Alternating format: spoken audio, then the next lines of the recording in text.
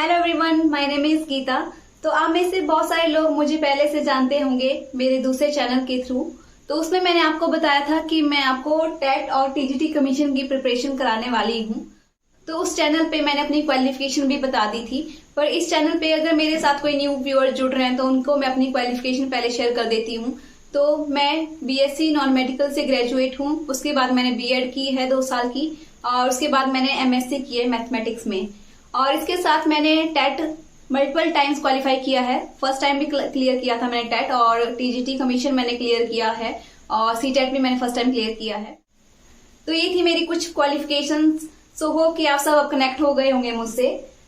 तो फिर स्टार्ट करते हैं। आज जो आपकी पहली क्लास आएगी उसमें सिर्फ मैं सिलेबस और पैटर्न शेयर करने वाली हूँ आप सबके साथ, क्योंकि जब तक आपको पैटर्न सही से पता नहीं होगा एग्जाम का तो उसको क्लियर कैसे कर पाओगे आप।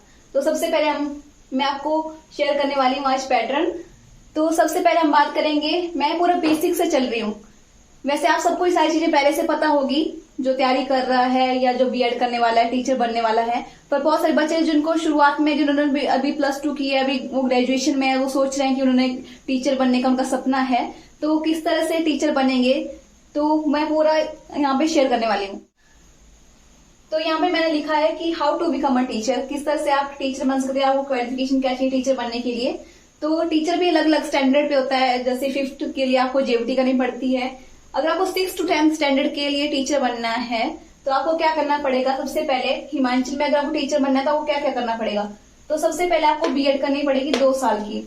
अभी 2 साल की होगी, पहले 1 साल की होती थी, अभी 2 साल की हो गई है। जब हमारा बैच बैठा था तो उस टाइम पहली बार 2 साल की बीएड आ गई थी। उसके बाद जब आपने बीएड कर ली 2 साल की, उसके बाद बीएड के बाद आप एलिजिबल हो जाओगे टेट देने के लिए। बिना बीएड के आप टेट नहीं दे पाओगे। जब आपने बीएड कंप्लीट कर ली तो आप टेट दे पाओगे। टेट क्या होती है, फुल फॉर्म इसकी पता है आपको। तो टेट क्या फुल फॉर्म है इसकी, टीचर एलिजिबिलिटी टेस्ट। क्या फुल फॉर्म है, टीचर एलिजिबिलिटी टेस्ट। तो ये भी आपको पता होनी चाहिए, आप एक टीचर बनने वाले हो। बहुत सारे बच्चों को फुल फॉर्म पता नहीं होती। तो अब आपको इसमें क्या करना है, ये जो पेपर होता है सिर्फ क्वालिफाइंग होता है। बहुत सारे बच्चों को यहाँ पे डाउट होता है कि वो टेट देख के क्या टीचर बन जाएंगे। तो नहीं बनेंगे, आप टेट देख के टीचर नहीं बन पाओगे। सिर्फ आप प्राइवेट सेक्टर में, जैसे प्राइवेट जो स्कूल्स है वहां पे टीचर बन सकते हो आप। वहां पे आप एलिजिबल हो जाओगे टेट निकाल के टीचर बनने के लिए। पर आप गवर्नमेंट स्कूल में टीचर नहीं बनोगे टेट देके। जो टेट है क्वालिफाइंग है। और तो टेट कितने मार्क्स का है, 150 मार्क्स का है। और इसमें आपको सिर्फ पासिंग मार्क्स लाने होते हैं, वो कितने हैं, 90। अगर आपने 90 मार्क्स ले आए आप तो आप टेट क्वालिफाइड कर लोगे।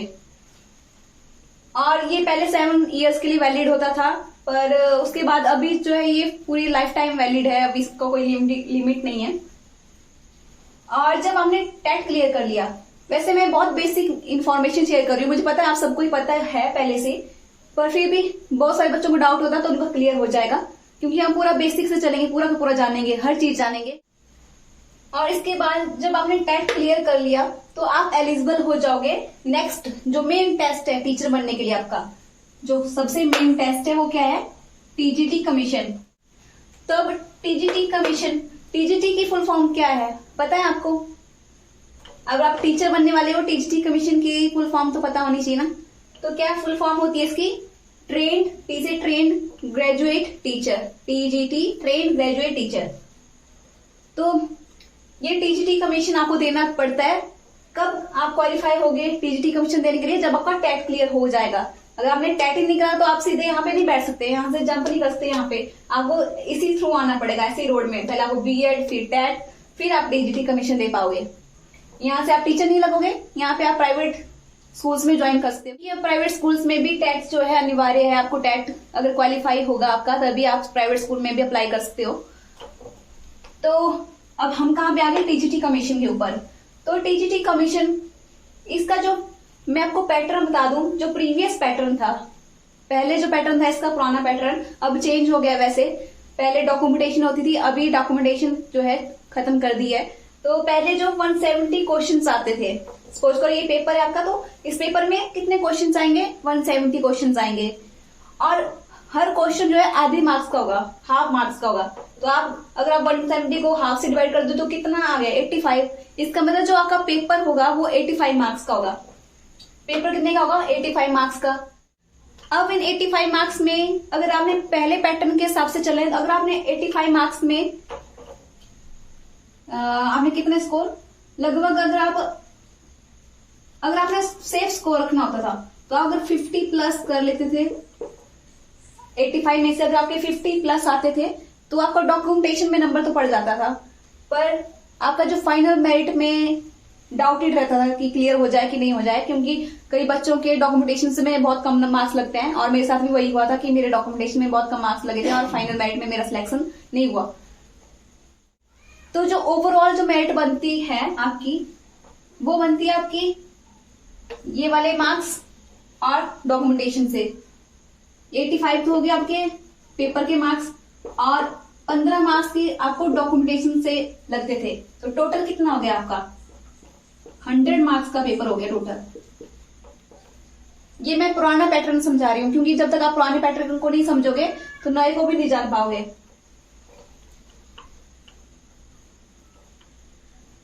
और ये 100 मार्क्स में जो फाइनल मेरिट में अगर आपको नंबर पड़ता था, तो लगभग अभी जो पिछले कुछ 2-3 साल से जो मेरिट जा रही है वो 55 प्लस जा रही है 100 में से, मतलब 100 में से 55 प्लस मार्क्स बन जाते हैं। और अगर आप सेफ स्कोर रखें तो अगर आपने 60 प्लस, अगर 100 में से आपने 60 से ऊपर मार्क्स ले लिए तो समझ लो आप टीचर बन गए। तो बच्चों ये तो था पुराना पैटर्न, पर अभी चेंज हो गया। यहाँ पे अब डॉक्यूमेंटेशन खत्म हो गई है और अब जो पहले 170 क्वेश्चन पूछे जाते थे वहां पे आपको 200 क्वेश्चन पूछे जाएंगे। तो बच्चों अब मैं आपके साथ शेयर करने वाली हूँ टीजीटी नॉन मेडिकल कमीशन का पैटर्न। तो मैंने आपको पुराना पैटर्न तो अच्छे से समझा दिया, अब आपको नया पैटर्न और इसको थोड़ा मैं एक्सप्लेन कर दूंगी कि कौन कौन से सब्जेक्ट से कितने कितने क्वेश्चन पूछे जाएंगे। तो आपका जो पहले जो पेपर है आपका टोटल मार्क्स कितने आएगा? 100 मार्क्स का पेपर आएगा। पहले भी 100 मार्क्स का था, अब भी 100 मार्क्स का है, पर चेंज कहाँ पे आया है? अब जो आपका क्वेश्चन आएंगे वो 200 क्वेश्चन ही आएंगे टोटल। पहले 170 क्वेश्चन आते थे और 15 नंबर की आपकी डॉक्यूमेंटेशन होती थी, तो आपका 85 प्लस 15 कितने बन जाते थे? 100। तो 100 का आपका क्या होता था? पेपर होता था। पर अब जो है आपका डॉक्यूमेंटेशन खत्म कर दी गई है, तो अभी जो आपके 200 क्वेश्चन होंगे और क्या आएगा? मार्क्स का पेपर कितना होगा? 100 मार्क्स का पेपर होगा, क्योंकि मैंने आपको बता दिया था कि हर एक क्वेश्चन कितने मार्क्स का होता है? आधे मार्क्स का होता है। और पहले मैंने बता दिया, वो पहले जो पेपर था वो 170 क्वेश्चन पूछे जाते थे उसमें, और अब 200 क्वेश्चन पूछे जाते हैं। तो अब सीधा मेरिट यहीं से बन जाएगी आपकी। आपको अच्छे मार्क्स स्कोर करने पड़ेंगे अगर आपको टीचर बनना है तो अभी हम देखेंगे कि सब्जेक्ट किस तरह से डिवाइडेड है। तो मैंने ये रेशियो लिया है 120:80 में, मीन्स आपका जो मेजर सब्जेक्ट है वो आएंगे आपके 120 क्वेश्चन उससे पूछे जाएंगे, और जो आपके माइनर सब्जेक्ट है वहां से 80 क्वेश्चन पूछे जाएंगे। तो मैंने दो सब्जेक्ट्स में आपको डिवाइड कर दिया मैंने, मेजर और माइनर। मेजर मतलब जो बड़े बड़े सब्जेक्ट हैं आपके, और ये चेंज हो जाएंगे। जैसे आप नॉन मेडिकल का कमीशन दे रहे हो तो आपके लिए कुछ और मेजर सब्जेक्ट होंगे, आप मेडिकल का कमीशन दे रहे हो तो आपके कुछ और सब्जेक्ट्स होंगे। अगर आप आर्ट्स दे रहे हो तो यहाँ पे जीके पोर्शन नहीं होता है पूरा, वहां पे geography, chemistry, geography, history, polity, वही यहाँ पे आ जाते हैं। तो अभी हम नॉन मेडिकल का देख रहे हैं। तो सबसे पहले करते हैं मेजर सब्जेक्ट। तो मेजर सब्जेक्ट नॉन मेडिकल में कौन कौन से आते हैं? फिजिक्स आता है, केमिस्ट्री आता है और मैथ आता है। अब सबको एक बार देख लेते हैं। जो आपका फिजिक्स आता है वहां से आते हैं आपके 40 से लेके, या तो 40 क्वेश्चन आएंगे तो 40 से ज्यादा, 40 या 42 क्वेश्चन आ सकते हैं 200 में से। इन 200 क्वेश्चन में से जो फिजिक्स में आएंगे या तो 40 आएंगे तो 40 से ऊपर आ सकते हैं। अब आपको अगर फिजिक्स करनी क्या है, आपको कौन सा फिजिक्स आएगा? तो जो आपका टीजीटी कमीशन होता है उसमें आपका +1 +2 का या थोड़ा सा ग्रेजुएशन लेवल का भी 1, 2, 3 क्वेश्चन पूछे जाते हैं, 2 से 3 क्वेश्चन पूछे जाते हैं। पर अगर आप 11, 12 को अच्छे से कर लो तो आपका एग्जाम निकल जाता है, मीन्स अगर फिजिक्स वहां से आपकी कंप्लीट हो जाती है। तो आप फिजिक्स के लिए कोई भी बुक यूज कर सकते हो जो आपने +1 +2 में यूज की है, पढ़ी हुई है आपने, स्टैंडर्ड बुक्स। मैंने मॉडर्न की थी तो मैंने मॉडर्न ही पढ़ी है। उसके बाद हम चलते हैं सेकंड सब्जेक्ट पे। तो सेकंड जो सब्जेक्ट है आपका वो है आपका केमिस्ट्री।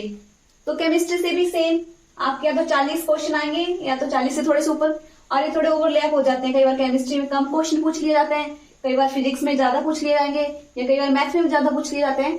तो ये थोड़ा थोड़ा ओवरलैप हो जाता है। और केमिस्ट्री के लिए भी आपको क्या करना है? केमिस्ट्री कौन सी आएगी? आपकी 11 और 12th की केमिस्ट्री आएगी आपको। आपको पीछे जो 10th स्टैंडर्ड के पीछे वाली पढ़ने की जरूरत नहीं है, आप प्लस 1 प्लस 2 की पढ़ेंगे अच्छे से, उसको बेसिक अपने कॉन्सेप्ट क्लियर कर लोगे तो वहां से आपका केमिस्ट्री पोर्शन कंप्लीट हो जाएगा। तो केमिस्ट्री जो है आप कौन सी बुक्स पढ़ सकते हो, आप केमिस्ट्री की एनसीईआरटी पढ़ सकते हो क्योंकि वो काफी स्टैंडर्ड बुक है। अगर आप केमिस्ट्री की जो एनसीईआरटी है प्लस 1 प्लस 2 की उसको कंप्लीट कर लेते हैं, वहां से आपका केमिस्ट्री पूरी तरह कंप्लीट हो जाएगा। और इसके बाद आपका जो थर्ड सब्जेक्ट है, मेजर सब्जेक्ट नॉन मेडिकल के लिए, वो है मैथ। और मैथ में भी सेम 40 से 42 क्वेश्चन आ सकते हैं। और यहाँ पे भी आपको क्या कौन सा मैथ आएगा, यहाँ पे डिफरेंस मैंने बताया आपको, जो मैंने आपको टैट बताया था वहां पे आता था 10th स्टैंडर्ड का मैथ। तो ये जो टीजीटी कमीशन है इसमें आपका 11th और 12th का मैथ आएगा। अगर आप 11th और 12th के जो मैथ है उसको अच्छे से कंप्लीट कर लेते हो तो वहां से आपका मैथ पोर्शन कंप्लीट हो जाएगा। तो मैथ के लिए भी या तो आप एनसीईआरटी फॉलो कर लो, मैथ की एनसीईआरटी उनको कंप्लीट कर लो, वहां से आपका मैथ पोर्शन कंप्लीट हो जाएगा। तो ये हमने देख लिया मेजर सब्जेक्ट। तो मेजर सब्जेक्ट तो यहाँ से 40 क्वेश्चन यहाँ से हो गए, 40 यहाँ से, 40 यहाँ से, तो लगभग मतलब अगर इनको तीनों को जोड़ोगे तो यहाँ से 120 क्वेश्चंस कंप्लीट हो जाते हैं। 120 या 125 के आसपास क्वेश्चंस आपके कंप्लीट हो जाएंगे। तो ये तो था मेजर पोर्शन। और लगभग सभी कमीशन में जो आपके माइनर सब्जेक्ट है वो तो सेम होते हैं, सिर्फ डिफरेंस मैंने आपको बताया कहाँ पे आता है, मेजर सब्जेक्ट में। तो मैं वो भी बता देती हूँ आपको। अगर आप मेडिकल का कमीशन दोगे तो सिर्फ कहाँ पे चेंज आएगा, केमिस्ट्री आपकी सेम वैसी रहेगी, मैथ और फिजिक्स के जगह आपके क्या आ जाएंगे, बायो के सब्जेक्ट कौन कौन से, जूलॉजी और बॉटनी। तो वहां पे जूलॉजी से 40 क्वेश्चन पूछ ली जाएंगे और बॉटनी से 40 क्वेश्चन पूछ ली जाएंगे। तो और अगर आप आर्ट का कमीशन दे रहे हो, आर्ट्स टीजीटी आर्ट्स का कमीशन दोगे तो वहां पे आपके क्या आएंगे, पॉलिटी आ जाएगी, जियोग्राफी आ जाएगी आपकी, और इकोनॉमिक्स आ जाएगा और हिस्ट्री आ जाएगी। तो वहां पे तो मतलब जीके ही आता ज्यादा आपको, यहाँ पे भी जीके होगा, वहां पे यहाँ पे भी जीके। तो आपको मतलब अगर आपने अच्छे से जीके क्वेश्चन कंप्लीट कर दिया तो आपका आर्ट्स का कमीशन निकाल सकते हो आप मतलब। अब हम देखेंगे माइनर सब्जेक्ट्स। अब माइनर सब्जेक्ट में मैंने दो डिवाइड किए इसको दो भागों में, माइनर 1 और माइनर 2। अब माइनर 1 में कौन से, माइनर मीन्स जो कम जिससे कम क्वेश्चन पूछ जाएंगे। जैसे कि आपका माइनर 1 में मैंने ले लिया साइकोलॉजी। साइकोलॉजी से जो आपके 5 से 6 क्वेश्चन पूछ जाएंगे। उस तरह से पेडागोगी से भी 5 से 6 क्वेश्चन। उस तरह से नेशनल कमीशन, ये भी 5 से 6 क्वेश्चन पूछ जाएंगे। ये वो चीजें जो आपने बीएड में पढ़ा हुआ है, जो आपने बीएड में पढ़ा है वही है ये सारा कुछ, पेडागोगी, साइकोलॉजी, नेशनल कमीशन। तो अगर इन तीनों को आप मिला दोगे तो लगभग 15 क्वेश्चन यहाँ से आपके कंप्लीट होते हैं। तो 15 क्वेश्चन यहाँ से कंप्लीट हो गए और पीछे हम कितने किए थे कंप्लीट यहाँ पे 125। तो कितने हो गए 125 यहाँ के और 15 यहाँ के, तो टोटल यहाँ पे 140 क्वेश्चन अभी तक कंप्लीट हो गए हैं।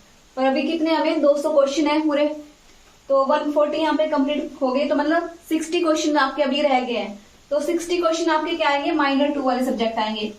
तो इसमें क्या पूछा जाएगा आपका, इसमें ज्यादातर जनरल नॉलेज पूछा जाएगा, जैसे इंडिया का जीके पूछा जाएगा, एचपी का जीके पूछा जाएगा, करंट अफेयर पूछा जाएगा, इंग्लिश पूछी जाएगी, हिंदी पूछी जाएगी और रीजनिंग पूछी जाएगी। तो इंडिया यहाँ पे जीके क्वेश्चन ज्यादा पूछा जाता है, तो इसलिए इंडिया का जीके ज्यादा पूछा जाता है। लगभग 30 से 35 मीन्स 60 से देखो तो आप लगभग आधा, 60 का आधा मतलब 30, मतलब आधा आपका क्या पूछा जा रहा है, इंडिया के जीके पूछा जा रहा है। इंडिया के जीके में क्या क्या आ गया आपका, वही हिस्ट्री, ज्योग्राफी, इकोनॉमी, पॉलिटी, ये सारे सब्जेक्ट आ गए।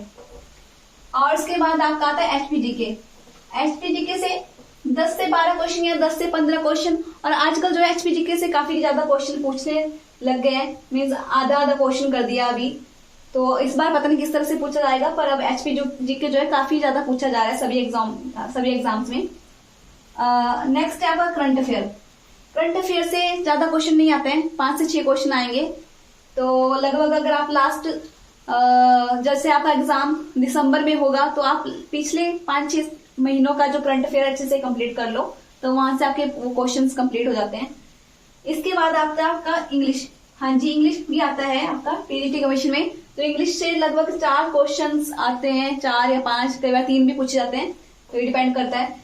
तो इंग्लिश भी आप इसमें एंटोनॉम सिनोम ये वाले पूछ जाते हैं। मैं जब आपको पूरा कराऊंगी सिलेबस तो वहां पे मैं आपको बता दूंगी किस तरह के क्वेश्चंस आते हैं। अब ये इसके बाद आपका आता है हिंदी। हिंदी से भी 4 क्वेश्चन आते हैं, जैसे समास हो गया, संधि हो गया, इस तरह के क्वेश्चन आते हैं। और इसके बाद आती है आपकी रीजनिंग। रीजनिंग जो है पिछले 2-3 एग्जाम में 2-2 क्वेश्चन 2-2 नंबर की आती थी, पर जो अभी पिछला जो एग्जाम हुआ था 2019 वाला, उसमें लगभग 6 से 7 क्वेश्चन आ गए थे रीजनिंग से। तो इस तरह का जो पैटर्न है, तो इन सबको मिलाओगे आप तो कितने मार्क्स हो गए यहाँ पे 60 मार्क्स, सॉरी मार्क्स नहीं है, क्वेश्चन है। तो यहाँ पे कितने क्वेश्चन हो गए यहाँ पे टोटल 60 क्वेश्चन यहाँ पे कंप्लीट हो गए। तो 140 क्वेश्चन यहाँ पे कंप्लीट हो गए थे, 60 यहाँ पे कंप्लीट हो गए, तो कितने हो गए ये 140 यहाँ के और 60 यहाँ के, तो हो गए पूरे 200 क्वेश्चन। मतलब आपका पूरा पेपर कंप्लीट हो गया, यहाँ पे पूरे 200 क्वेश्चन कंप्लीट हो गए यहाँ पे। ये तो हो गया पूरा पैटर्न। पर यहाँ पे पूरा का पूरा सिलेबस मैंने थ्योरली एक्सप्लेन नहीं किया है। अगर आपको वैसा चाहिए तो मैं आपको एक्सप्लेन कर दूंगी, पर आप मुझे कमेंट सेक्शन में बता देना कि आपको पूरा थ्योरली एक्सप्लेन चाहिए सिलेबस या नहीं चाहिए। वैसे तो मैं आपको कराऊंगी धीरे धीरे सारे सब्जेक्ट्स, तो वहां पे आपको बता ही दूंगी मैं आपको। तो ये तो हो गया आपका पूरा सिलेबस और पैटर्न। तो अब मैं आपको बताती हूँ। पहले मैंने आपको बताया था कि आपको अगर 100 मार्क्स थे ना, या ये आपके क्वेश्चन हुए तो मार्क्स कितने हुए, 100 मार्क्स का पेपर होगा, है ना। मैंने आपको बता दिया ऊपर 100 मार्क्स का पेपर है। तो मैंने पहले पिछला जो आपका पैटर्न था उसमें अगर आपने 100 में से अगर आप डॉक्यूमेंटेशन के साथ अगर आप क्या कर लेते थे, मैंने बोला था 55 प्लस मार्क्स स्कोर कर लेते थे तो आप वैसे सिलेक्ट हो ही जाते, या सेफ स्कोर आप रखो तो 60 प्लस, 60 से ऊपर मार्क्स आपको लेने होते थे। ये तो मैंने आपको पुराना पैटर्न बता दिया। पर अब नए पैटर्न के हिसाब से आपका डॉक्यूमेंटेशन तो अब है नहीं, तो अब आपको डॉक्यूमेंटेशन के नंबर तो नहीं लगेंगे।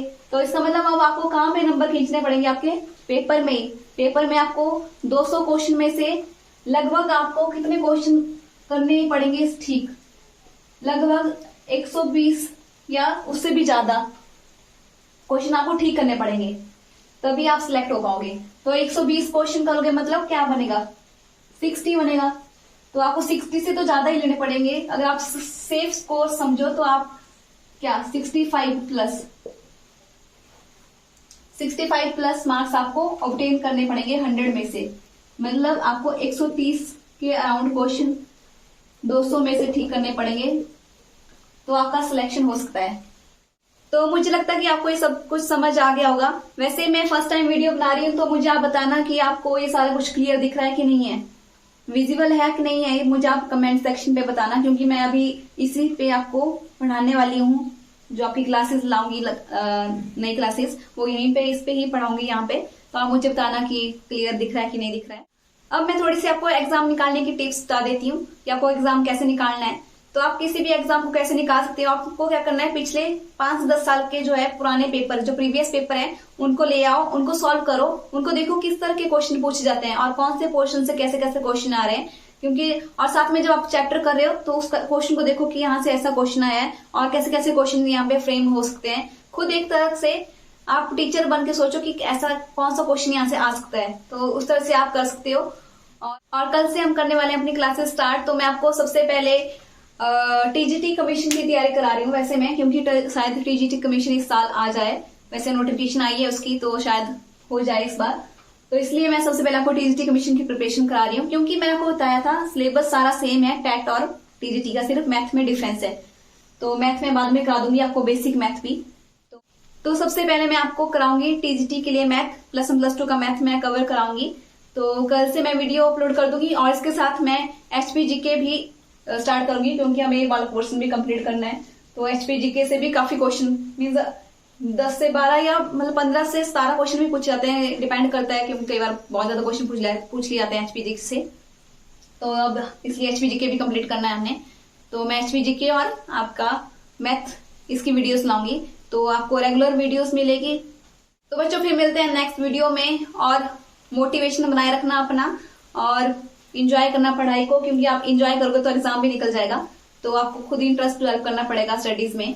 तो फिर चलो बाय बाय, कल मिलते हैं।